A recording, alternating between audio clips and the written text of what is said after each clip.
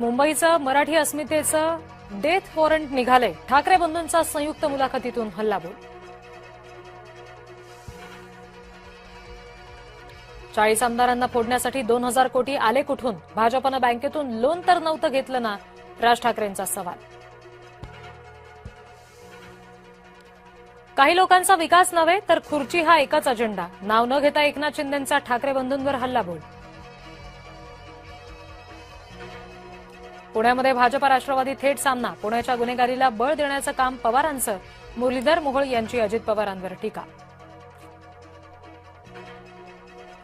मुंबईमध्ये एकनाथ शिंदे संजय राऊत यांची भेट. शिंदे राऊतांमध्ये 1 ते 1.5 मिनिट चर्चा. एका हिंदी वृत्तवाहिनीच्या कार्यक्रमानिमित्त झाली भेट.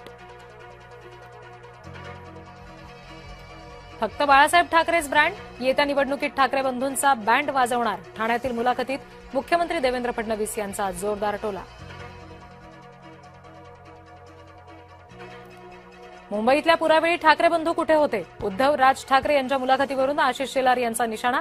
ठाकरेंना मुंबईकरांशी काहीही देणं घेणं नसल्याचीही टीका. बिनविरोधऐवजी नोटाच्या अंमलबजावणीचे आदेश द्या. जनहित याचिकेतून मुंबई उच्च न्यायालयात मागणी.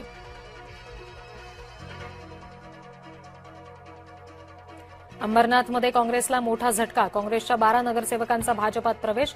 रवींद्र चव्हाण, गणेश नाईक यांच्या उपस्थितीमध्ये पक्षप्रवेश. पुण्याच्या मुंढव्यातील जमीन गैरव्यवहार प्रकरणामध्ये विकास कार्य समितीला आणखी 1 महिन्याची मुदतवाढ.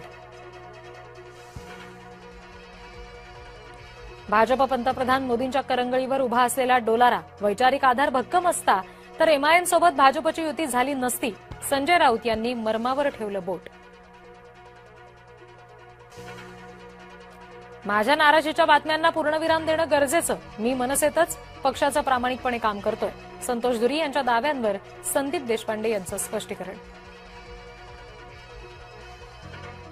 नाशिकमध्ये भाजपच्या प्रचार पुस्तिकेचं प्रकाशन. प्रचार पुस्तिकेला दिलं कुंभपर्वातील अमृतवचन असं नाव. सुनील केदारांसह कार्यकर्ते मात्र नाराज.